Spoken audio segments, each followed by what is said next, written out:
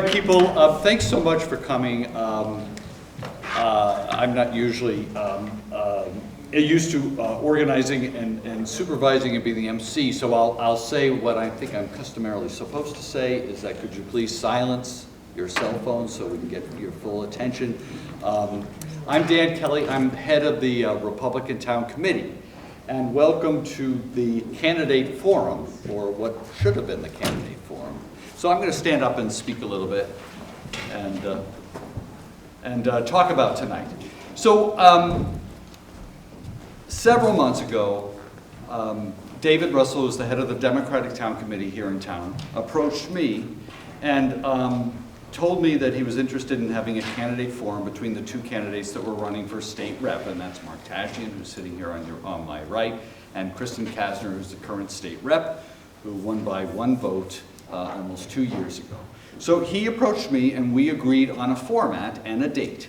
And the date was today, and the format would be that the two candidates would speak on 5 agreed upon subjects, and we're going to talk about those subjects. That there would be no questions, there would be no moderator. It would be the most non-adversarial forum that we could design. There would be no gotcha questions from the audience. It would be an opportunity in these post-COVID years to actually be in a room with voters and potential voters and let the two candidates talk about the issues that are of interest to them and to ask for your vote. And all of that was worked out. The campaign advisor, Elizabeth Kilcoyne, for Representative Kasner's campaign. We had multiple emails and conversations. She produced the flyers that many of you may have seen in Zoomies that were placed by the Democratic Town Committee in Zoomies and other locations. And we publicized it in various forums, including the Ipswich local news. I see John Muldoon is here. Thank you very much for coming, John. Much to my surprise, about 2 weeks ago, I got an email from the very same Elizabeth Kilcoyne who produced the flyers saying that Representative Kasner now has a conflict.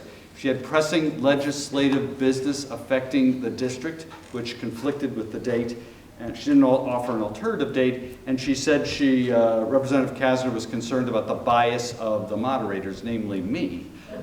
Even though I was only going to be the host sitting alongside David Russell, who was head of the Democratic Town Committee, and both of us had agreed that we would get out of the way and not ask questions, and just let the candidates talk. Well, we learned today because the state news agency reported that they talked to Representative Kasner about her legislative business, and reported also that the House is not in session, but that she was pulled away to be at the State House for Seafood Day. So happy Seafood Day, everybody. We wish her best. If she had come, I would have had a clam plate for her, but apparently she's not here. But I respect Representative Kasner for her service. I truly wish she had come. But we're going to move on and have this as we pledged we would, as Mark agreed to do it. So thank you very much for attending, and welcome Mark Tashjian.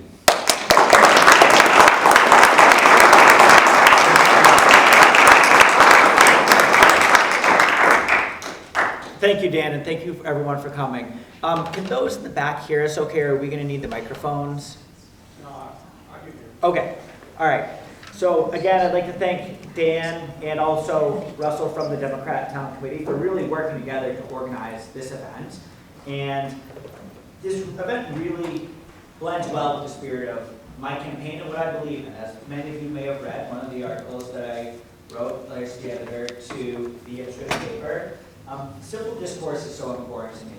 And coming together, regardless of what your political views are, what your party affiliation is, to be able to discuss the issues that are important to voters and come up with the best solutions for the community that we have. And not to be beholden necessarily to party lines or whatever my own personal views are, but to listen to the voters, to listen to people. And that's why I thought that this was such a wonderful opportunity for the two of us to get together in a room at the same time and really discuss these issues and come up with the best ideas for these different issues. So I'd like to thank everyone for still coming through with this today. And I'd also like to give a special thanks to my wife, Juliana, who allowed me to come out tonight, so I appreciate it. We're clapping for Oleana because you were married how long ago? It's been 2 weeks, and she told me that. 2 weeks. Yeah.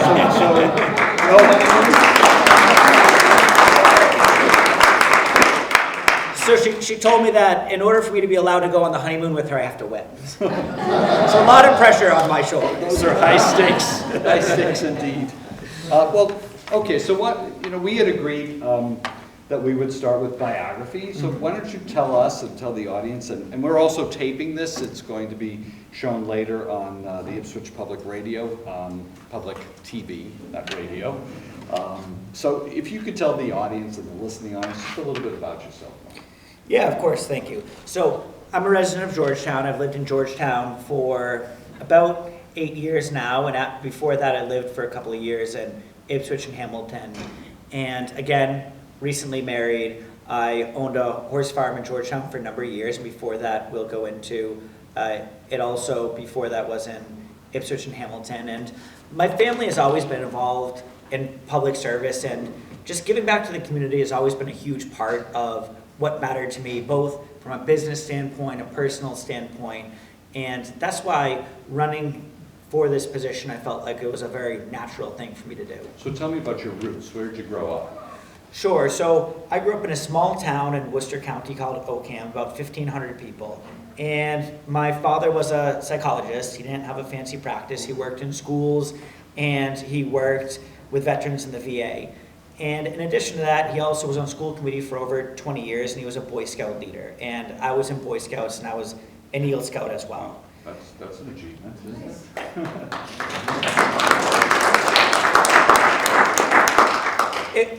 It was a huge achievement, and it taught me so much, my upbringing, about giving back to the community. Environmental protection is one of the biggest things with Boy Scouts, and it's awesome to see all the Boy Scout troops involved in our district here and how much they give back to the community as well. So that's why public service for me was always important. And in addition to my dad being on school committee, my mom was an assessor and she was also a poll worker. So on both sides, my family was very involved in the small town Did you ever see them?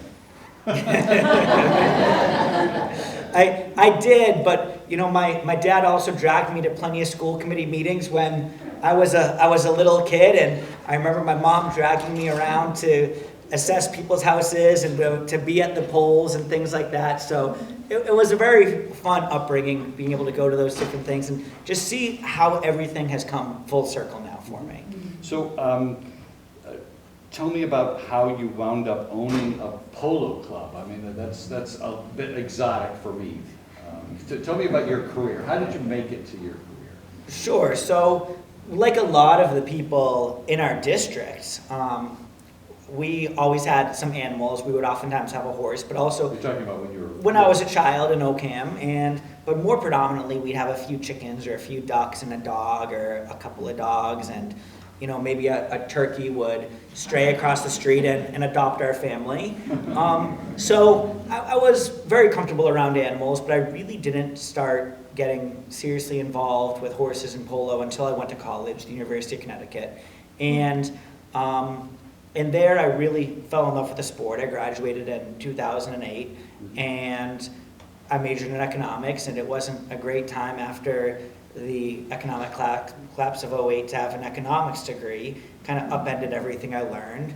So I fell into working at polo clubs, and it really was a great job. And one of the very first polo club I actually saw polo at was actually in Hamilton at Myopia.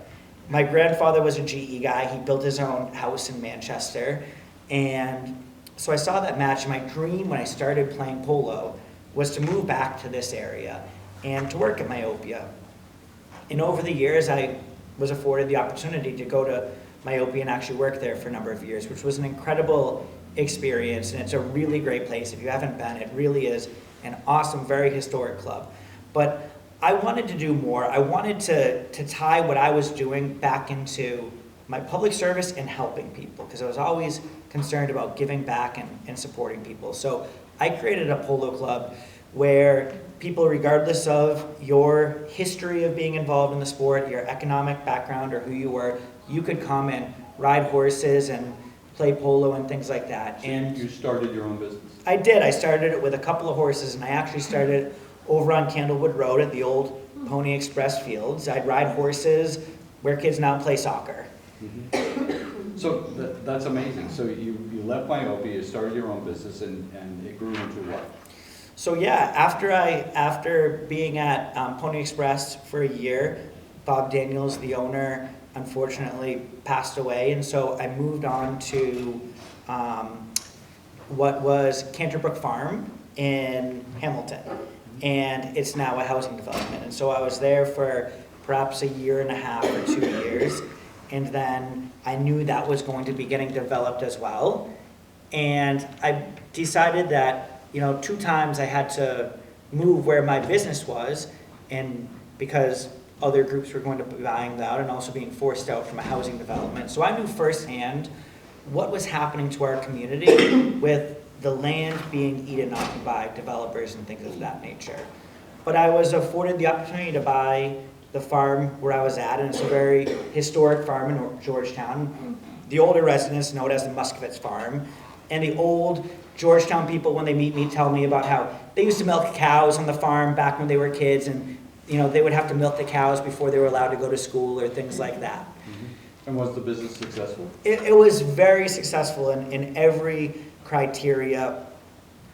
We were very successful when it came to both financially, numbers of horses we have, was one of the largest horse farms in Massachusetts, as well as achieving really great titles, bringing both high school and college students from not knowing how to ride a horse to national championship levels, and actually winning the college national championship one year.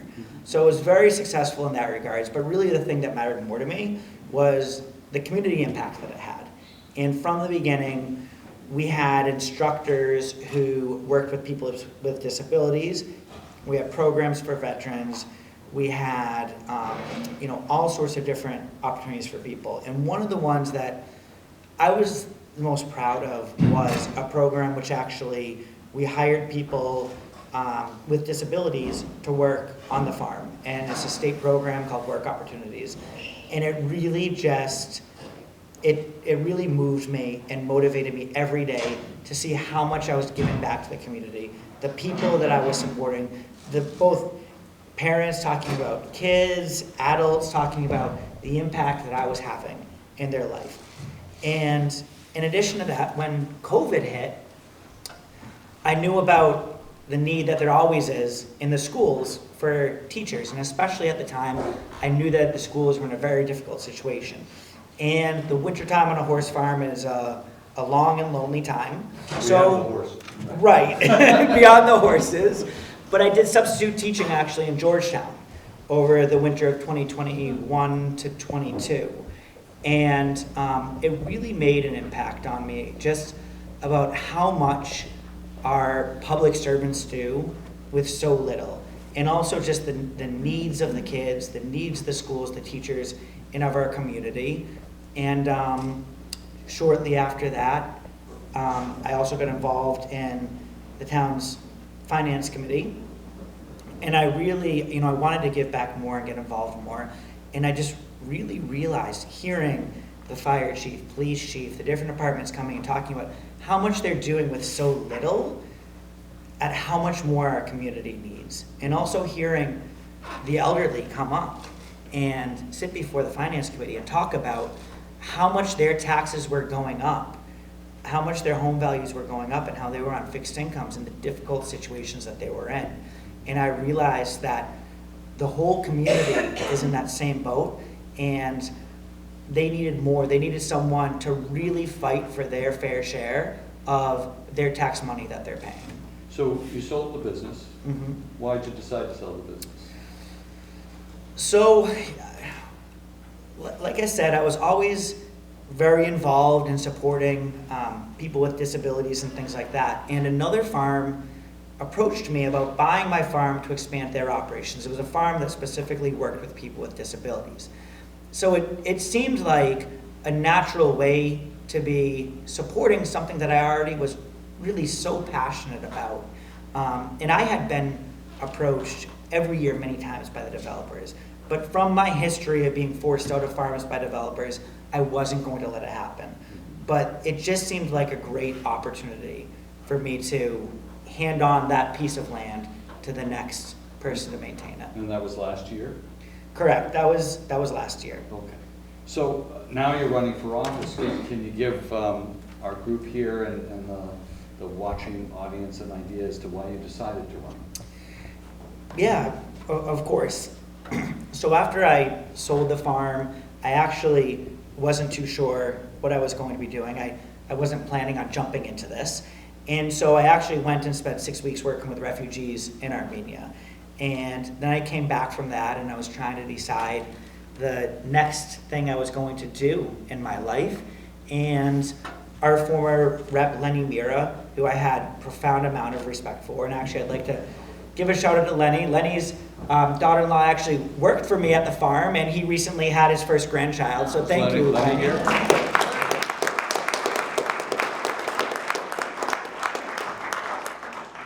And really, Lenny had a profound impact on me, just from the character of the man that he was, the civil servant that he was, how he was a small business owner like me before he got involved in politics. And I remember a number of years ago now that he and the select boardman, Doug Dawes from Georgetown, having taken me out to dinner one day and saying, Mark, you gotta get involved in the Republican Party. We need more good people like you to get involved in town government and state government.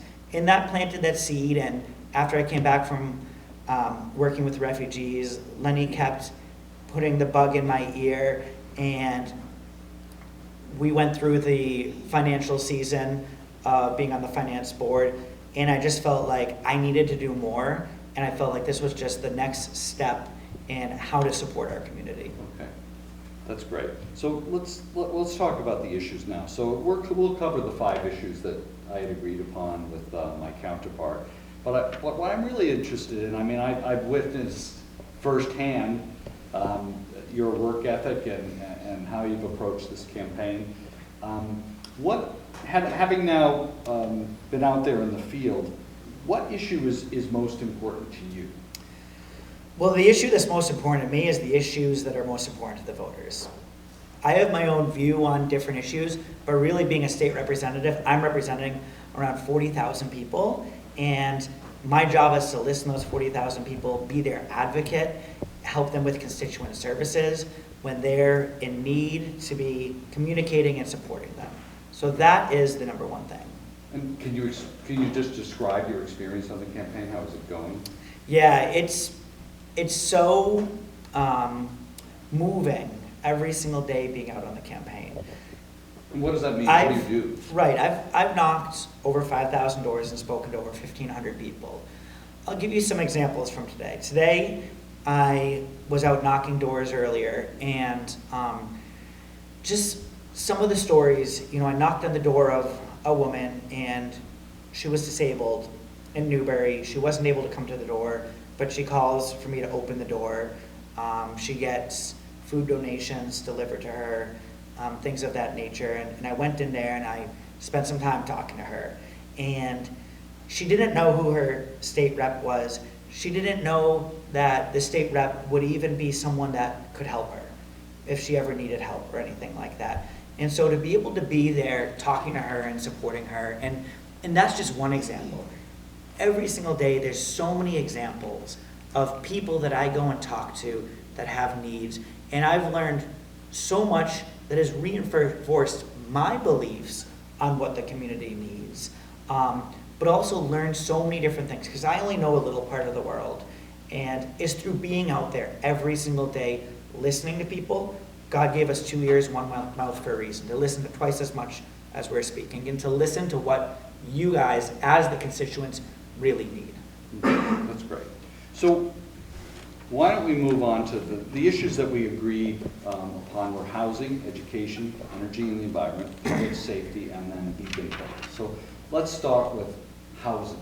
Now that's a broad issue, and the candidates were invited to speak about it in any aspect they want. I know here in Ipswich, We have a number of issues crashing down on us with regard to housing. We have concerns upon the citizenry about the need for affordable housing. We have complaints about that housing is too expensive. We have signs going up across the town saying housing is a human right.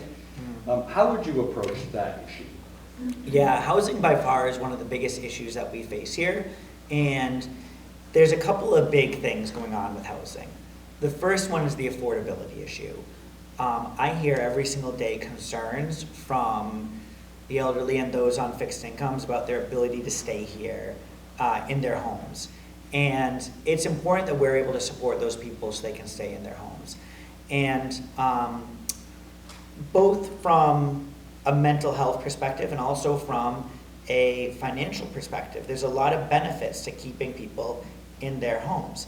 The elderly, when they're getting older, they don't want to be forced to move. They may want to downsize their home. They may want to move out of cold Ipswich and move down to Florida, but if they've lived in their house their entire life, and if it was their parents' home, or they have their stories of their children, they don't want to move out. And I'll give you a story personal story to that. My grandmother was very influential in my life, and I spent her last couple of years living with her, supporting her. And she passed away when she was 95, and she worked at a local community college next to her house up until she was 93.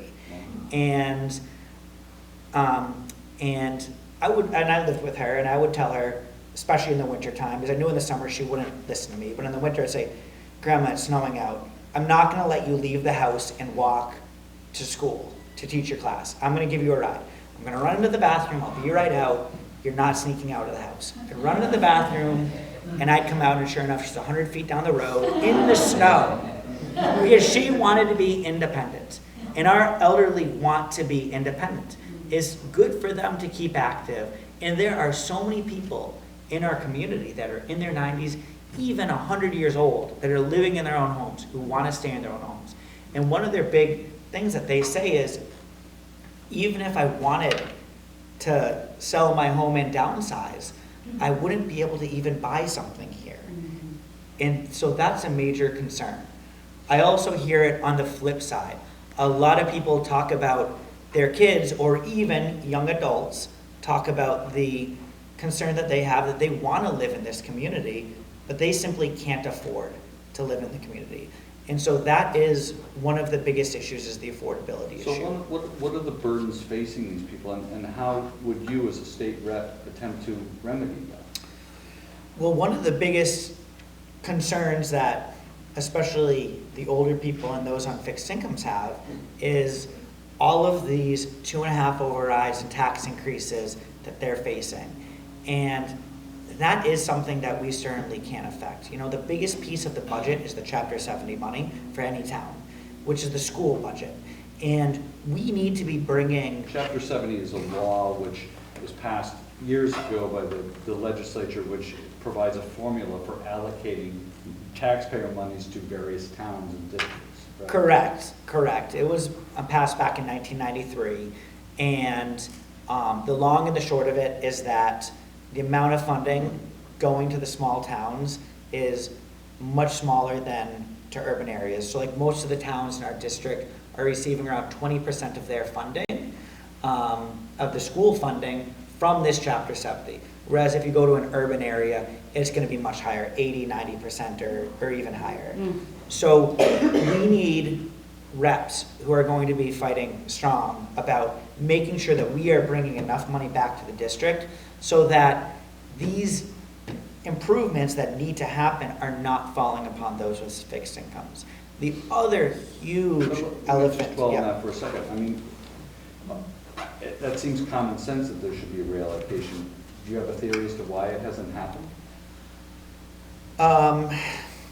Yes, the legislature was supposed to look at it every 3 years when it was first passed. And the Republicans and those in rural areas knew from the beginning that the rural areas were going to be getting the short end. And pretty much without exception, I believe since '93, it's only been addressed 1 or 2 times.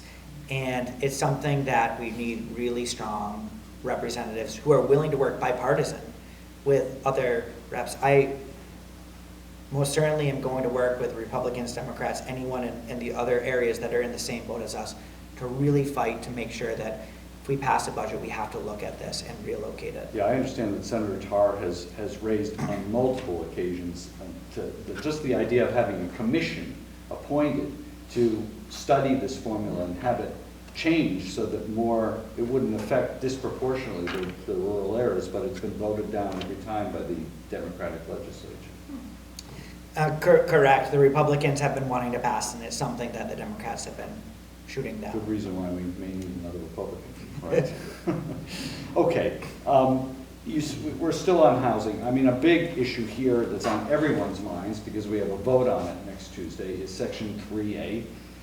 It's also going to come up in Hamilton, I believe, in November. And just for the audience benefit, I mean, Section 3A is a law that was passed in the wee hours of the Baker administration in the middle of COVID, which requires cities and towns that have an MBTA station or a commuter rail station or adjacent to one of those stations to essentially change their zoning laws to require housing as a matter of right within a certain square acreage footprint, and not just housing, but multifamily housing as a matter of right. And the statute was a very short statute. It provided for a penalty, I think, of 4 different grants which would be held if the state didn't do that. It passed there were no deadlines included in the statute. And since that time, coming in with the Maura Healey administration, as you know, the administration through these different agencies that control this have now 5 times created and amended guidelines, which are over 30 to 40 pages long, which prescribe all of these requirements, draconian requirements, I would say, on the towns with regard to the zoning, that zoning is a matter of right that needs to be changed. So, sorry for speaking so long, but what is your view on 3A? Yeah, 3A is one of the biggest issues, and it is the elephant in the room. There's a number of issues with it. There's the misconception that 3A in some way is going to help with affordability, but in the actual guidelines, it specifies that not more than 10% can actually be affordable. Not more than 10%. Correct, not more than 10%. It also puts the burden of any kind of infrastructure upgrades on the towns. It's a lot of stick without any kind of carrot. Right now here in Georgetown, we all know the sensitive. We're in Ipswich. Excuse me, in Ipswich. I've been in nearly every town today, so I at least have a town, the right district. You remember Giuliani's name. Correct. So, well, here in Ipswich, even more than Georgetown, we have such a short supply of water. We also have the oldest bridge in the country with the Choke Bridge, which is a wonderful bridge, but I can't imagine it handling all the traffic downtown that it's supposed to, when we already have the bridge right over here and other bridges throughout our district, which have been out for over a year, that we need to address our infrastructure first. And again, we most certainly need housing, but we need to be addressing the infrastructure, and we also need to be very mindful of the kind of environment we have up here. We have the most conservation open space of any state in the nation, and so much of it is right here in our area, which is huge to me. I love it. But one size fits all for something like this just doesn't work, especially with, as you said, the draconian approach, handing over the zoning to the state. And in fact, Representative Kasner had a Zoom discussion with former Representative Mira when they were both running, and she specifically said that the towns shouldn't be handing over their zoning to the state. And so this is something that she's been silent on, and this is something that really we need to be very strong standing against. Yeah, I've watched that debate. It's available for viewing, and she not only said that a cookie cutter approach would not be appropriate, this was right after 3A passed, but she also said that on day one, she would begin working to make amendments to that statute so to allow for payments for the increased infrastructure and these additional costs. Have you seen any of these amendments passed or proposed? I haven't seen any of these, and as many of you may have seen, there was a selectmen meeting in Rowley where Representative Kasner and Senator Tarr were at. And again, she alluded that towns may be able to access some grants to help with the infrastructure if they do approve MBTA Communities Act 3A, which is the inverse of the way it should be. First, we need to be addressing the infrastructure, and then we can consider whether we can take on the additional housing. Okay. All right, well, we don't want to keep people here all night.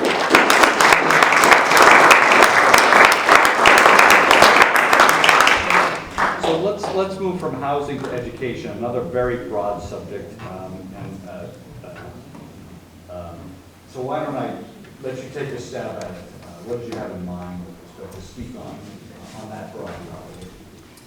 Yeah, so first I'd like to remind everybody that we really are blessed here in Massachusetts to have some of the best education systems in the nation for public education. And public education to me is so important. Again, it's something that I actually know firsthand through doing substitute teaching with. And there's a couple of different issues that all of our towns are dealing with. And one of them, as good as our education system is, we see decreasing test scores and we see decreasing numbers of students while the per student cost is going up. And I think for students to have the option to choose where to go is a great thing, but we need to support the schools to look at why these students are leaving and to do what's needed to be able to keep them in the schools. I think from what I'm seeing in Georgetown and from other towns, as the student numbers go down, some of the extracurriculars are cut or the advanced courses are cut because they don't have enough students. And that creates a downward spiral. And I think we need to be doing the inverse. We need to be supporting the schools, supporting the arts, music, theater, sports, and these advanced or alternative classes within the schools to be able to actually bring those students back and to be able to strengthen our schools. Yeah, as you said, with housing and education, a lot of this comes down to funding, correct? Mm-hmm. And allocating funding to support the towns in your district. I think we all in Ipswich got a blue flyer today from Representative Kasner that touted the fact that she's brought $250,000 to the district over the 2 years that she's been the representative. That's all 6 towns. If you were the representative, would $250,000 be enough? I think it's a shameful amount. The total state budget is nearly $60 billion. $60 billion. Yes, each person in this room per capita paid $8,110. Well, not everybody. Not everybody paid. Some people paid more. But the per capita tax is $8,110. And $250,000 in earmarks comes out to be about $5 a person. So everybody received a coffee in earmarks. Not a latte, a nice black coffee. So especially with the dollar amount figures of many of the infrastructure issues that all of the towns are facing, it really is heartbreaking hearing the stories from our public service employees about the situations there and the situations in the elementary schools here in Ipswich. I personally walked through Whittier and saw the situation of what Whittier is in right now. You mean the vocational? The vocational school that many of our towns are in. Personally talking to fire chiefs about the situations of what their stations are in, including the fire station here in Ipswich. So a lot more needs to be done for our community. So segueing to the next subject, which is another broad one, which is energy and environment. You wouldn't think those two necessarily would fall in the same basket, but they really do. I mean, we've had debates within this town, for instance, about adopting more restrictive building codes to make energy more cost efficient, but also in the name of climate change. So I'll just, the environment is something we treasure here. That's why I moved to Ipswich, in addition to it being the greatest town in America. We have this beauty right outside our doorstep, which I get to see every day. It's like I'm on vacation every day. I don't want to lose that. We have a very fragile ecostructure. And I also don't want my energy bills to keep going up. Or we could lump into that utilities, whether it be electricity or water.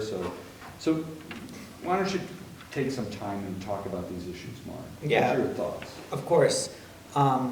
So first, there's a expression that comes to mind, which is if you want to talk about climate change, talk to a farmer. So here I am.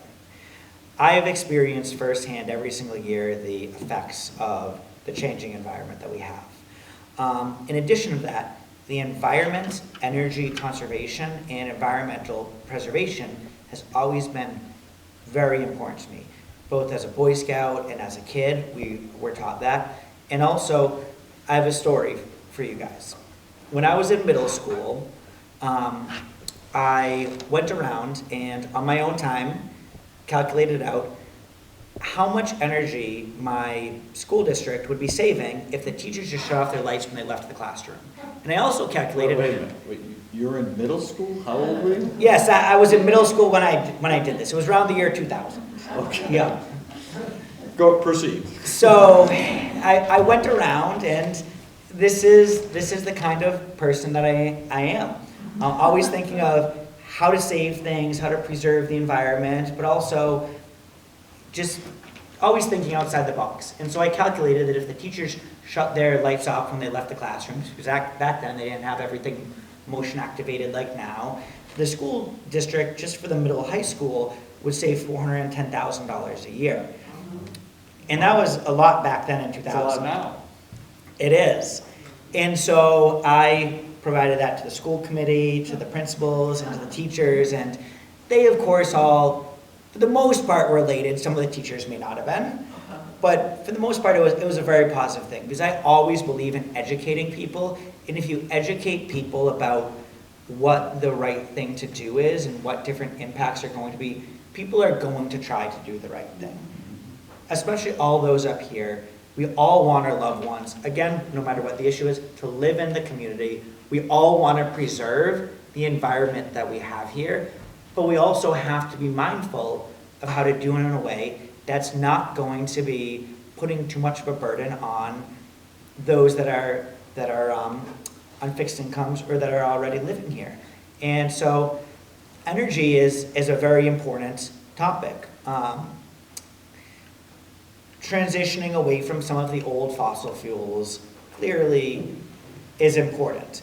We've been transitioning away from like old coal and oil plants, and we're transitioning towards natural gas. One of the first things that Maura Healey did when she got into office was to shut down the natural gas pipeline possibility. So now we're getting natural gas shipped in from boats instead of through pipelines. Now, additionally, we shut down the Plymouth nuclear plant a number of years ago, and we also shut down the Somerset and Everett plant. So we're getting our electricity from further and further away as we shut down these power plants. And the way electricity works is going over that distance, we're losing more and more power, which is both driving up our electric costs, and in addition, less efficient. It would be more efficient to have the plants right here in our state than having to be shipped the power over 500 miles. Right. I mean, in Ipswich, of course, we do have a small plant, but that's true for all of the towns. In Ipswich, I think that, I'm no expert, but I think the Light Department relies upon outside energy as well, and they have mandates for, outside, non-fossil fuel. Correct. So we are lucky here. Many of the towns in the district, Georgetown, Rowley, and Ipswich have our public, Georgetown, Rowley, and Ipswich have public utilities. Yes. So we have better rates than many of the towns within our state. But I was looking at a bill earlier today, and on a $260 bill here in Ipswich, $100 is the cost of actual electricity, and $160 is all of the fees to get it here. It's called Taxachusetts. So, and out of those taxes, all those different fees, some of it is that transportation, bringing the electricity here, but also some of the other things involved There's taxes for electric vehicles, distributed solar, a number of other different types of fees and taxes on there. So if you in this room don't have an electric vehicle or don't have solar panels, you're paying for those who do. So I'm sure they appreciate that. In addition to electricity, and actually, just one more thing, I've talked to a number of people who have astronomical electrical bills. $500 electrical bills for an average family, 2,000 square feet. That's a huge burden, and something like that is going to fall, again, on those with fixed incomes, or those who are not as wealthy more than those who are wealthier. Another major So utility. these surcharges that you're talking about to subsidize various green initiatives, that's something that you would be very interested in looking at? Yeah, I do think that there's some positive to it. I most certainly think that there's some grounds to having some of that renewable energy here within the state. Mm-hmm. Solar is fairly easy to have, but we can all look at the wind turbine here in Ipswich and in Gloucester if we want to see how that's going. Mm-hmm. But yeah, I think that a combination of the natural gas, solar, and just a slow transition off of what we're doing, but being able to have it here, being able to have good paying jobs here, and being able to have clean energy here. Yeah, I think, in our experience, the question has always been whether it should be mandated, whether it's from the state or from the town itself, or whether the consumer should have a choice as to which energy source wants, because I think everybody today is conservation minded, but it's, again, the cookie cutter thing from above is not something that works. Yeah, and I'd like to go back to the education thing, educating people. Having the deregulated energy in some ways is good because many people can choose that if you want to buy your energy from renewable energy, solar, things like that, then you can. So being able to give people those options and not just force it, especially on those, again, who are most vulnerable. Okay, why don't we go to public safety? We're almost done, folks. We just have a couple more issues. We're making good time. We'll keep it to an hour. Okay. Could you address? That's another broad subject. What comes to mind when I say public safety? Yeah, sure. So with public safety, I think of it in two different ways. We have the outside of the house public safety, and we have the inside of the house public safety. And what I mean by that is, outside of the house, out on the streets, we have our fire, our police, our EMTs, and I've spoken to many of the police chiefs, fire chiefs, and I would like to speak and be at the beck and call to all of them because they all are giving so much to our community, and they all are wonderful in each and every one of our towns. And what I hear is that each and every town has their own needs when it comes to that. Rowley recently got the regional 911, and a lot of towns don't want to go that way to save money. I know some of the towns don't have their own fire services in the evening. They have to rely on regional services. And when we're talking about someone's life at risk or someone's house burning down, those kinds of things really make a difference. A few seconds, a minute, 2 minutes makes a big difference. So we need to be supporting all of our public service employees that we have here. Now, one of the big things that I hear when it comes to the inside the house is that we have a mental health and a substance abuse epidemic. Each and every person in this room, myself included, has been personally touched by mental health or substance abuse in their family or a loved one or something like that. And it's something that our public service employees are grappling with. They're doing their best to do, but the police, that's not what they're specifically trained to do. Now, referring especially to mental health. Now, Georgetown, Rowley, and Newbury have a consortium where they have a mental health worker who floats between those towns. They have this worker 1 day a week. And it is a huge benefit to those towns, the communities, and those people who are seeing that individual. The police don't want to be arresting someone and dealing with it that way if there's another alternative approach to actually help them get into recovery. And so that's something that we really need to expand upon. in Georgetown, I know, talking to Chief Sedgwick, that there's been 110 mental health calls this year, one almost every other day. And they spend about a third of their time on these calls because they're very complex calls. It's not like someone stole my yard sign or whatever. So Someone did steal your yard sign. many, which we can touch upon. But again, jokes aside, the mental health is a very serious issue, and supporting these alternative treatments and alternative ways for our police department to tackle them is very important. What So, about crime? Do you think crime is an issue?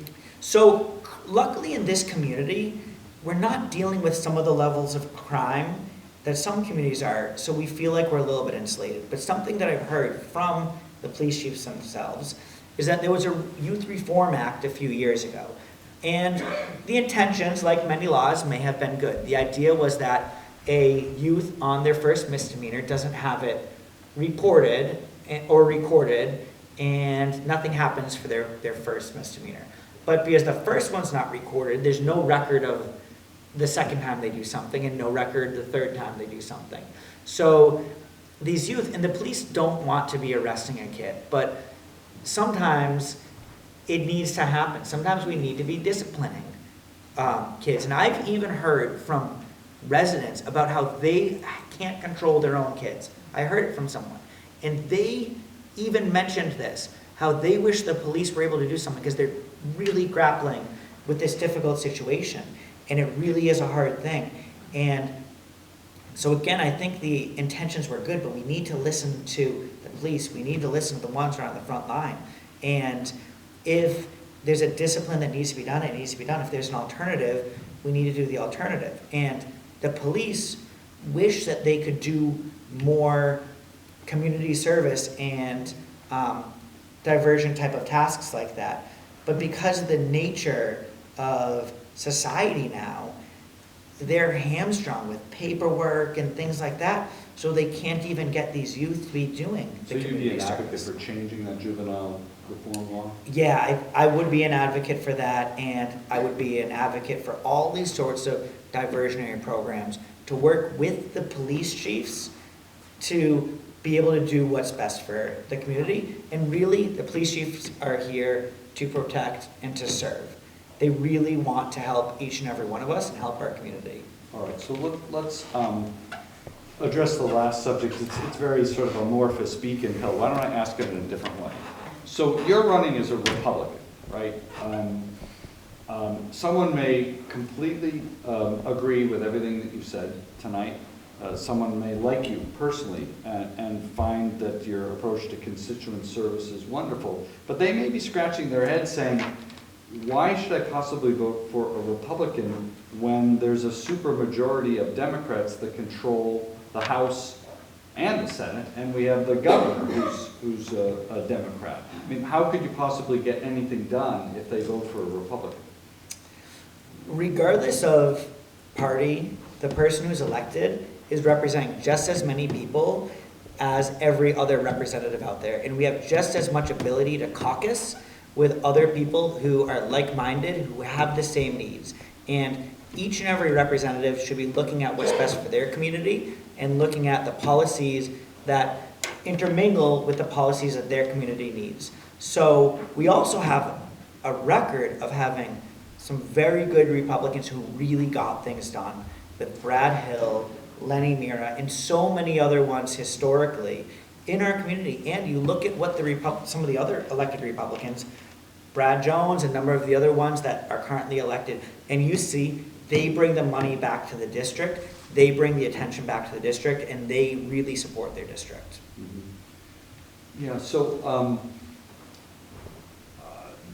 I think you're absolutely right to point out Brad Hill, and I know when you've had experiences door knocking, have you asked people whether they know who their state representative is? Yeah, again, most people, when I'm out there door knocking, still think that Brad Hill or Lenny Mira are their reps. It's amazing how many. And they talk about the days they say, really, Brad's not my rep? Every time I ever called him, he'd pick right up the phone and he'd answer it. And same with Lenny Mira. Democrats that have passionate environmental issues or passionate issues that they're passionate about don't realize that Kristen Kasner is rep. They say, Lenny Weir's not the rep. Man, I was calling him all the time for when we were trying to get this thing passed, and I haven't thought about it, really. So it just shows the quality of representatives that we have had in our community, especially Republican representatives, that I would like to mold myself after, who are available when our constituents need them, whether it's something that we have experience with or not, to listen to our constituents and to support them when they're in need. Yeah, I think the accountability question is really important. I mean, many of you have, some of you may have voted already by mail-in ballot, maybe some of you have seen the ballot. You'll notice that there's a ballot question or a referendum on having the elected Democrat auditor audit the House and the Senate. That's extraordinary, isn't it? What's your view on that? Yeah, it really is shameful and does not lead to people trusting their elected officials. The fact that the auditor, like you said, who's a Democrat, wanted to look at the books of the legislature. We have a $60 billion budget, and we need to look at each and every one of those dollars is going. People are hurting. It doesn't matter if that person paid $50 in taxes or $50,000 in taxes. That's a lot of money to them, and they deserve to know that their elected officials are both questioning where the dollars are being held and that they're being held accountable as well for their own actions. Yeah, I really think if you're a Republican in there, you run as your own man or as your own woman, and you're not beholden to the bosses at top who decide what everything's going to be done. But maybe I'm biased. Yeah, my understanding is that most of the Democrats vote along party lines with the Speaker of the House, and I believe Rep. Kasner is one of the ones that votes the most with the Speaker of the House. And being a Republican in there, I'm not going to be beholden to the minority leader. I'm going to be beholden to the people who voted me in. Okay. So why don't we wrap this up? And Mark will be available. We're not going to take questions from the audience, but he'll stay as long as he needs to stay to answer any of your questions once we wrap this up. Do you have any concluding remarks you'd like to give, Mark? Yeah, so I'd like to clarify one thing that you just said. I will be staying here as long as my wife allows me to stay here. Well, no filibustering. She's permitted to give the hook. But again, I'd really like to thank you. I would like to thank Representative Kasner for her service these last 2 years. And any one of you who've been involved in public service or community activism know how thankless it is. And I'd also like to, again, just thank Rep. Mira and all of our former representatives for what they've done. And I would like to, again, just attest that I will be available to people when they need it. I am running to try to support the people of our community, especially to support those in need, to be the voice for those who otherwise feel like they don't have a voice, who can't speak up for themselves.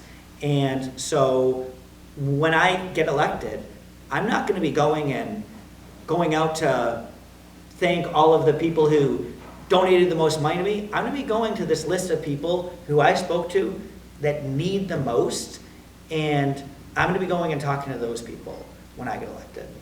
So again, I'd like to thank you all for coming. I'd like to ask you to vote for me on November 5th or before then, and to please spread the word. And if you know anyone that wants to share any issues that matter to them, I'm all yours. Thank you. Thank you.